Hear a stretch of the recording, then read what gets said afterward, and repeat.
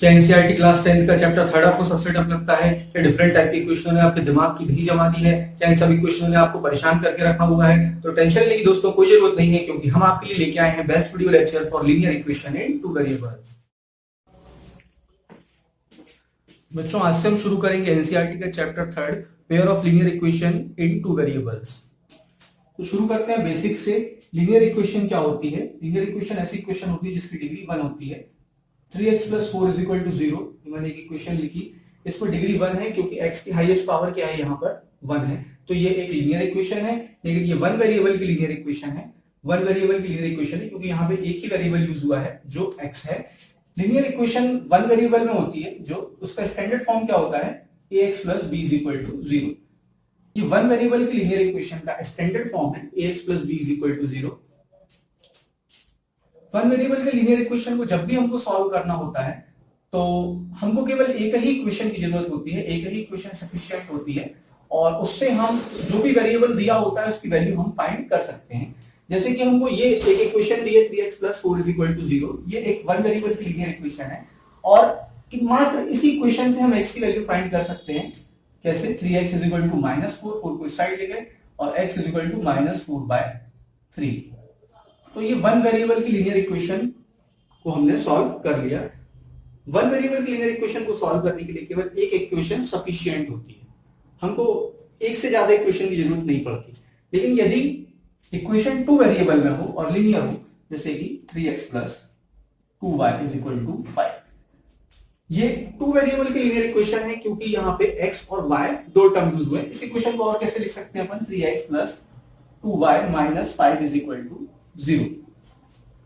ये हमारी two variable की लीनियर इक्वेशन है, और यदि हमको इस इक्वेशन से x और y की वैल्यू फाइंड करनी है, जैसे कि हमने वन वेरिएबल की लीनियर इक्वेशन में किया था, तो इस इक्वेशन से हम x और y की यूनिक वैल्यू को फाइंड नहीं कर सकते, क्योंकि ये टू वेरिएबल की लीनियर इक्वेशन है, वन वेरिएबल की लीनियर इक्वेशन नहीं है। हाँ, हम x की वैल्यू y के टर्म में और y की वैल्यू x के टर्म में तो फाइंड कर सकते हैं इस एक इक्वेशन से, लेकिन यूनिक वैल्यू जैसे यहाँ पे हमको मिली थी linear equation in one variable में, वैसे हम इसको फाइंड नहीं कर सकते। हमको यूनिक सॉल्यूशन के लिए हमको लीनियर इक्वेशन के पेयर चाहिए होंगे।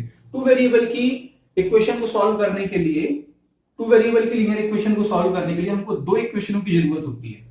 हमको दो इक्वेशनों की जरूरत होती है, यानी कि जब तक हमको दो इक्वेशन ना दी हो, इक्वेशन के पेयर ना दिए हो, तब तक हम x और y की यूनिक वैल्यू हम फाइंड नहीं कर सकते। इसलिए कहा गया है pair of linear equation in two variables. Pair of linear equation यानी कि हमको दो इक्वेशन चाहिए। अच्छा, linear equation in one variable का स्टैंडर्ड फॉर्म था ax + b = 0।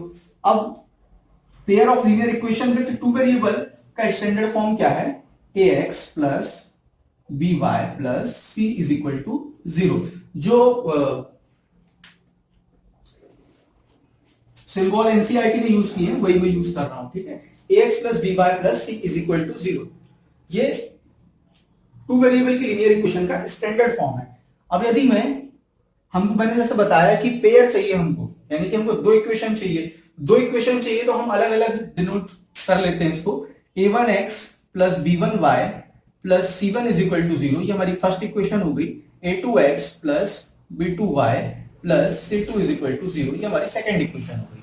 तो यदि हमको दो इक्वेशन दी होंगी, यानी कि हमको इक्वेशन के यदि पेयर दिए होंगे, तो ही हम सॉल्यूशन फाइंड कर पाएंगे, अन्यथा हम सॉल्यूशन नहीं निकाल पाएंगे, अन्यथा हमको कोई यूनिक सॉल्यूशन तो नहीं मिलेगा, ठीक है? तो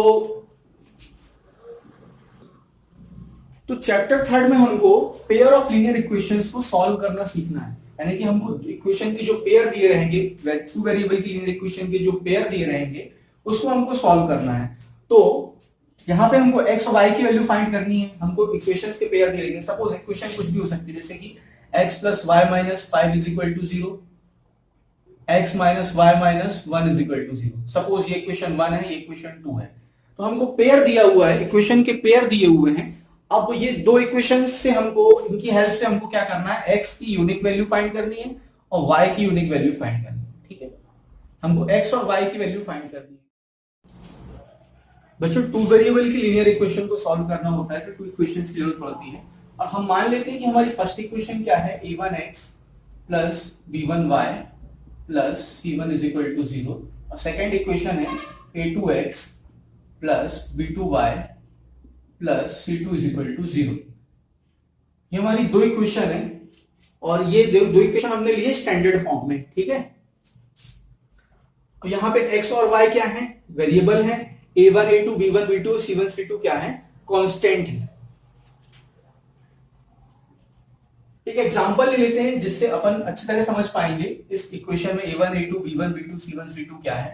सपोज मैं एग्जांपल ले रहा हूं 3x plus 2y minus 5 is equal to 0, 4x minus 3y minus 3y plus 8 is equal to 0, ठीक है। तो ये दो इक्वेशन मैंने ले ली है। अब इन दो इक्वेशन को हमको देख के बताना है कि a1 a2 b1 b2 c1 c2 क्या है। तो फर्स्ट वाली इक्वेशन से ले लेते हैं। देखिए a1 की वैल्यू क्या मिल रही है 3, b1 की वैल्यू क्या है 2, c1 की वैल्यू -5। ऐसे सेकंड वाली इक्वेशन से देखते हैं a2 की वैल्यू क्या है 4, है ना, b2 की वैल्यू क्या है -3 और c2 की वैल्यू क्या है 8, ठीक है। x का कोफिशिएंट क्या है यहाँ पे 3, यहाँ पे x का कोफिशिएंट क्या है a1। फर्स्ट इक्वेशन, इसको फर्स्ट इक्वेशन ले रहे हैं तो यहाँ पे x का कोफिशिएंट a1 है तो a1 की वैल्यू 3 हो गई यहां से, है ना। तो इस टाइप से a1 a2 b1 b2 c1 c2 क्या है, आई थिंक आप समझ गए होंगे।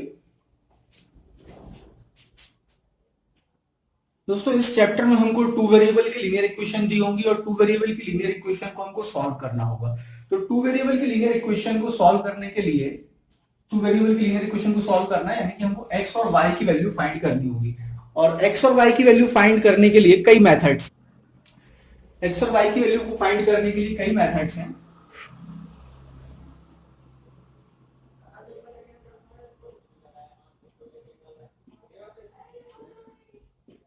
हमारी दो इक्वेशन है, इक्वेशन 1 और इक्वेशन 2।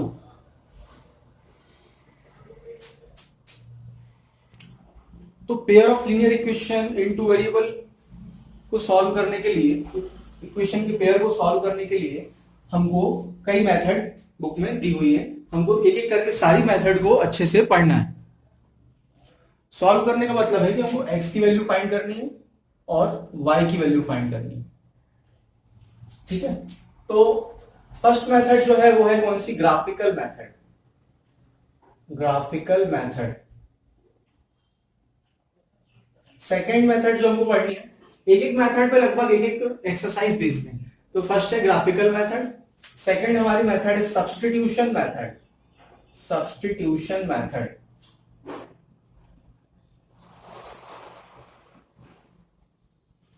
थर्ड हमारी मेथड है एलिमिनेशन मेथड। Elimination method. और फोर्थ है क्रॉस मल्टीप्लिकेशन मेथड।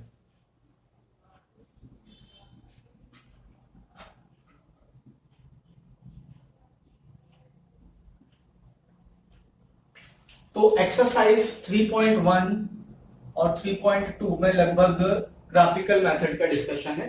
उसके बाद 3.3 में सब्स्टिट्यूशन, 3.4 में एलिमिनेशन, 3.5 में क्रॉस मल्टीप्लिकेशन और 3.6 में एक और एक्सरसाइज है हमारी 3.6।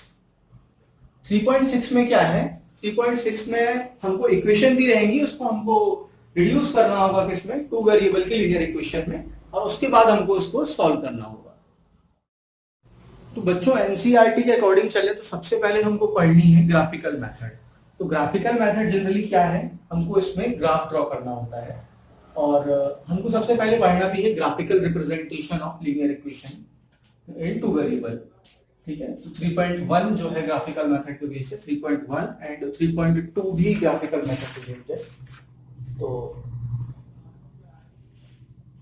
देखते हैं ग्राफिकल मेथड क्या है।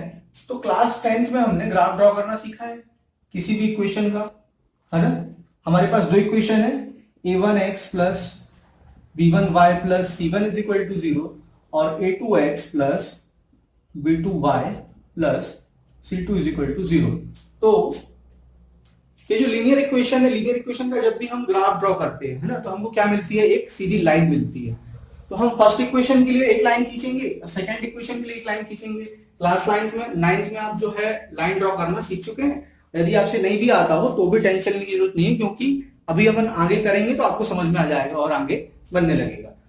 तो अभी मैं केवल केस बता रहा हूं, कितने केस हो सकते हैं जब हम लाइन ड्रॉ करेंगे इन दो इक्वेशनों की।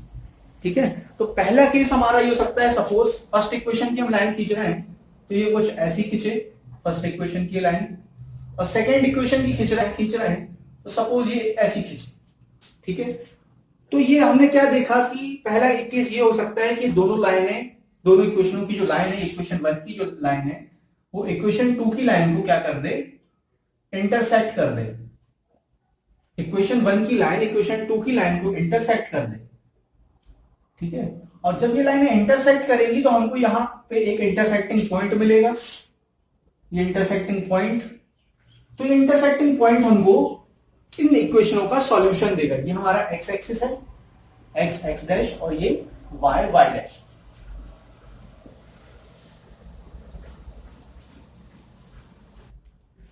तो ये जो हमारा इंटरसेक्टिंग पॉइंट है ना, इससे हम इस टाइप से इसको सीधे नीचे गिराएंगे यहां से, तो यहां से हमको ये वैल्यू मिलेगी हमको एक्स की, और यहां से हम इसको इस साइड ले जाएंगे सीधे हॉरिजॉन्टली, तो ये हमको वैल्यू मिलेगी वाई की। तो हमको एक्स और वाई दोनों की वैल्यू मिल जाएंगी। ठीक है, एक्स और वाई दोनों की वैल्यू हम फाइंड कर लेंगे।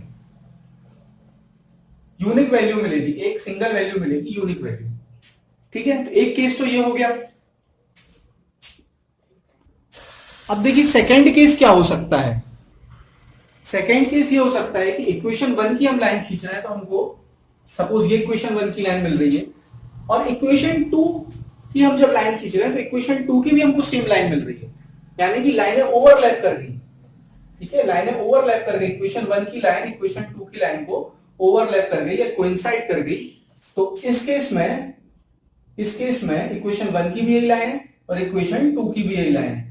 तो इस केस में हमको कितने सॉल्यूशन मिलेंगे, इनफाइनाइट मैनी सॉल्यूशन मिलेंगे, क्योंकि कहीं इंटरसेक्टिंग पॉइंट नहीं है, यहां पे कोई सिंगल सॉल्यूशन हमको नहीं मिल रहा है, तो इनफाइनाइट मैनी सॉल्यूशन हमको मिलेंगे।